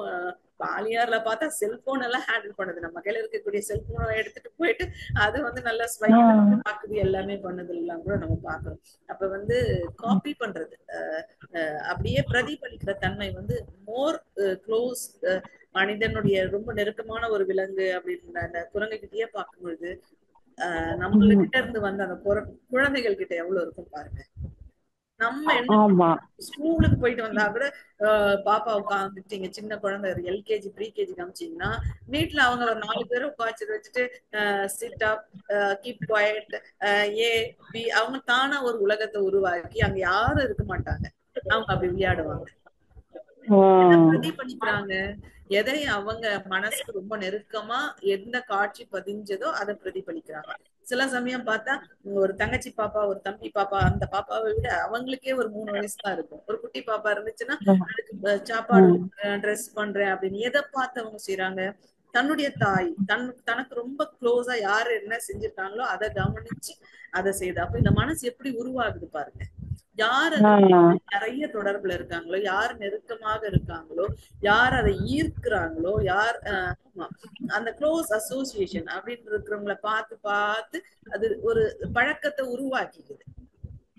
பழக்கமாக எதை பதிய வைக்கணும்னு நம்ம ஜாக்கிரதையா இருக்கணும். ஏன்னா பழக்க பதிவு அவ்வளவு சீக்கிரம் நம்மளால போக்கவே முடியாது. நல்ல நல்ல விளக்கங்கள் சாமிஜி தராங்க. தெய்வம்னா என்ன, மனிதனுடைய தன்மை என்ன, எப்படி நடந்துக்கணும் அப்படின்னு நிறைய விளக்கங்கள் தராங்க. ஆனா இந்த விளக்கத்தின் வழியை நம்மளால நிக்க முடியுதா? செயல் செஞ்சு முடிச்ச பிறகுதான் நாம சுவாமி சொன்னதெல்லாம் ஞாபகம் வருது. செயலா செஞ்சு எப்படின்னா நம்மளுடைய பழக்கம், அவ்வளவு பழக்க பதிவு அவ்வளவு ஸ்ட்ராங் ரோல். அது ரொம்ப முயற்சி செஞ்சுதான் விளக்கத்துக்கு கொண்டு வரணும். அதனாலதான் குழந்தைகள் கிட்ட எதை பழக்கமா பதிவு செய்யலாம் அப்படின்றத நம்ம கொஞ்சம் எச்சரிக்கையோட ரொம்ப கொஞ்சம் கவனத்தோட இருந்துட்டோம்னா நன்மை தரும் செயல்களை நாம செஞ்சு செஞ்சு செஞ்சு அது சப்கான்சியஸ் மைண்ட்ல போய் பதிவாகி அதனுடைய புலன்கள் வழியா அது எண்ணமா செயலா சொல்லா வெளியே வரும் அப்படின்னும் பொழுது நாம குழந்தை வளர்ப்புல ரொம்ப கவனத்தோட இருக்கணும். நன்றிகள் அம்மா. வாழ்க வளமுடன் அம்மா. வாழ்க வளமுடன் அம்மா. வாழ்க வளமுடன் அம்மா. அடுத்த அன்பராக லக்ஷ்மணன் காந்திமதி ஐயாவை அன்புடன் அழைக்கின்றோம். லக்ஷ்மணன் காந்திமதி.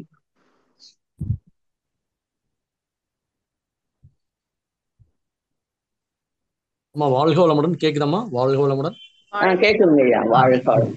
உரை ரொம்ப சிறப்பா இருந்ததுமா.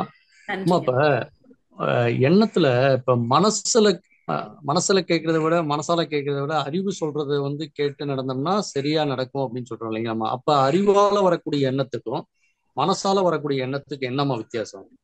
ஏன் அப்ப டிஃபரன்ஸ் ஆஃப் இது அறிவு எடுக்கக்கூடிய டிசிஷன் கரெக்டாகவும் மனசுல இருக்கக்கூடிய எண்ணத்துக்கு டிசிஷன் தவறுதலாகவும் இருக்கு இல்லைங்களா? அது எப்படி டிஃபரன்ஷியேட் பண்றது? நம்ம எதை ஃபைனலைஸ் பண்ணி அந்த எண்ணத்துக்கு வலிமை கொடுக்கறதுமா? வாழ்க வளமுடன். எண்ணம் அப்படின்றது தாட், அது ஒரு அலை. நம்மளுடைய அது எப்படியெல்லாம் வரலாம் பாருங்க. சுவாமி சொன்ன மாதிரி தேவை, பழக்கம், சூழ்நிலை, பிறர் மனம் தூண்டுதல், கருவமைப்பு, தெய்வீகம், இப்படி பிரிச்சு வச்சிருக்காங்க. இதை எப்படி இந்த தேவையோ ஒரு பழக்கமோ பிறர் மனம் தூண்டுதலோ சூழ்நிலையோ கருவமைப்போ எப்படி எப்படி செயல்படுது அப்படின்னு பார்த்தா இந்த அலை இயக்க தத்துவத்தை நம்ம பொருத்தி பார்க்கலாம். இது ஒரு அலை. இந்த அலை போய் மோதுது, பிரதிபலிக்குது, ஊடுருவுது, சிதறுது, ஊடாடுது, தொடர்ந்து அங்க ஒரு இயக்கத்தை ஏற்படுத்தி கொண்டே இருக்கு. அப்படி இந்த எண்ணம் ஒரு அலை நம்ம கிட்ட இருந்து தொடர்ந்து தொடர் இயக்கமாக வந்துட்டே இருக்கும். இது இந்த அலையில எது வேணாலும் கொண்டு வரலாம். இப்ப ஒரு பருவமழை காலம், நல்ல மழை பெஞ்சிட்டு இருக்குங்க. சில இடத்துல எல்லாம் காட்டாறு ஓடுது, வெள்ளம் கரை புரண்டு ஓடுது அப்படின்னு காமிக்கிறாங்க. இதுவரையும் தண்ணீரால் அசைக்கவே முடியாம அங்கேயே இருந்திருக்கக்கூடிய ஒரு பாறைய கூட அந்த தண்ணீரை உருண்டு ஓடு போறதை நம்ம பாக்குறோம். அதுல என்னென்னவோ வருது, மரம் வருது, கிளை வருது, செத்து போன ஜீவன்கள் வருது, எத்தனையோ வருது. அது அதனுடைய வேகம், அந்த அலையின் வேகம், அந்த பொருளின் அடர்த்தி, இதற்கு ஏற்ப அது கரை ஒதுங்குது, சிலது இழுத்து செல்லப்பட்டுக்கிட்டே இருக்கு. இப்படி இந்த அலையில நம்மளுடைய மனசுல இந்த எண்ண அலையில, ஜீவகாந்த அலையில அந்த சுழற்சியில கருமயத்தை போய் தொட்டு வெளியே வரும்போது அது எத்தனையோ கொண்டு வந்துட்டே இருக்கலாம். அதனாலதான் அந்த ஃப்ரீக்வன்சில 40 சைக்கிள்ஸ் பர் செகண்ட் அப்படின்னு சொல்றாங்க. அவ்வளவு கூட அது கொண்டு வரும் ஒரு செகண்ட்ல. ஆனா இது எண்ணம், இது இருக்கட்டும். இதுல ஒண்ணு எடுக்கிறீங்க. இத ரொம்ப எளிமையா ஒரு உதாரணம் நான் ஒரு சான்றோர் சொல்றாரு, ஒரு மனசை பத்தி ஆராய்ச்சி செய்யறவர் சொல்றாரு. மனம், எண்ணம், சிந்தனை அப்படின்னு பிரிச்சுக்கலாம். மைண்ட் எப்படி பிரிச்சுக்கலாம்? தாட் அண்ட் திங்கிங் பிரிச்சுக்கலாம்.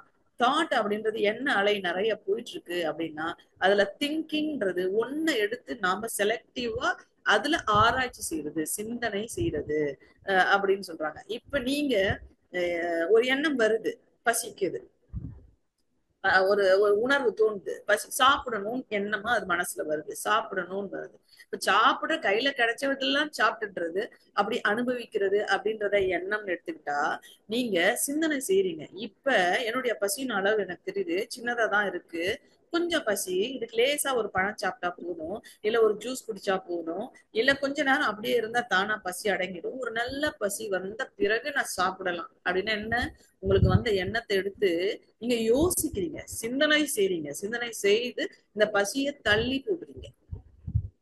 கொஞ்ச நேரம் கழிச்சு அந்த பசிக்கான அந்த தேவையை நிறைவு செய்வதை கொஞ்சம் தள்ளி போடுறீங்க. அப்போ அது சிந்தனை. இங்க என்ன வேலை செய்யுது? சிந்தனையாக அறிவு வேலை செய்யுது. அறிவு வேலை செய்து ஒரு முடிவை எடுக்குது. அப்போ பசின் ஃபீல் ஆன உடனே கிடைச்சதா சாப்பிடுறது எண்ணம், அதனுடைய விளைவு ஒண்ணா இருக்கு. ஆனா நீங்க அதை சிறிது சிந்தனைக்கு உட்படுத்தி அறிவை வேலை செய்ய வச்சு அதற்கேற்றவாறு இந்த பசியை கவனிச்சு, அதன் அளவை கவனிச்சு, அதன் தரத்தை கவனிச்சு, அதற்கு தேவையானதை நீங்க கொடுக்கும் பொழுது அந்த அறிவு வேலை செய்யுது அப்படின்றத நீங்க புரிஞ்சுக்கலாம். இப்படி ஒவ்வொரு இதுலயும் நீங்க அதை ஆராய்ச்சிக்கு ஒரு சிந்தனைக்கு எடுத்துக்கிட்டீங்கன்னா அது அறிவு, அதை அப்படியே கொண்டு போகும் பொழுது அது எண்ணம். சிறப்புங்கம்மா. வாழ்க வளமுடன்மா. நன்றிங்கம்மா வாய்ப்பு. இன்னும் சந்தேகம் இருக்குங்களா ஐயா? விளக்கம் சரியா இருந்ததுமா. சிறப்புங்கம்மா. அது இந்த இதுல இன்னும் ஒரு முக்கியமா ஒரு விஷயம் கேட்க தோணுச்சுன்னா, இப்ப ஒரு ஒரு செயல் செய்யறோம், அந்த செயல் வந்து டிசிஷன் வந்து இமிடியேட்டா எடுக்கக்கூடிய விஷயமாவும் இருக்கும், இல்ல ஸ்லோவா எடுக்கக்கூடிய விஷயமாவும் இருக்கும். அப்போ வந்து மனசும் அந்த நேரத்துல எண்ணம் செயல்படும், அறிவும் செயல்படும். அப்ப நமக்கு எடுக்கக்கூடிய டிசிஷன், அதாவது எதுவுமே செஞ்ச பிறகுதான் நம்ம வந்து அதை வந்து ஐயோ விளைவு வந்து நல்லதா இருந்துச்சுன்னா நல்லதுன்னு நினைச்சிருவோம், தவறுதலா ஆயிடுச்சுன்னா ஐயோ இப்படி நடந்துருச்சு இப்படி பண்ணிருக்கலாமோ. நம்ம விழிப்புணர்வோடு இருந்தாலும் முதல்ல ஒரு எண்ணம் வருங்க. ஒரு செயலை செய்யும்போது முதல்ல ஒரு எண்ணம் வரும். அது அறிவு. அது அறிவு. அது உறுதியா ஒத்தை தன்மையில நிக்கும். அது அறிவு. அங்க ஒரு சந்தேகம் வந்து சரியா தவறா செய்யலாமா வேணாவா அப்படின்னு ஆசிலேஷன் எல்லாம் வந்துச்சுன்னா அது எண்ணம். அதை செயல்படுத்த கூடாது. ஸ்ட்ராங்கா ஸ்டெபானா ஒரே விஷயத்துல நிக்கும் பாருங்க. எடுத்த உடனே வரும். நீங்க ஸ்பான்டேனியஸா சில முடிவு எடுக்க வேண்டி வரும். யோசிச்சு செய்யறதெல்லாம் இல்ல, உட்கார்ந்து திங்க் பண்றதெல்லாம் இந்த இடத்துல நான் ஒரு முடிவு எடுக்கணும், இம்மிடியட்டா எடுக்கணும் அப்படின்ற நிலையில முதல்ல எது வருதோ அது உங்களுடைய அறிவு.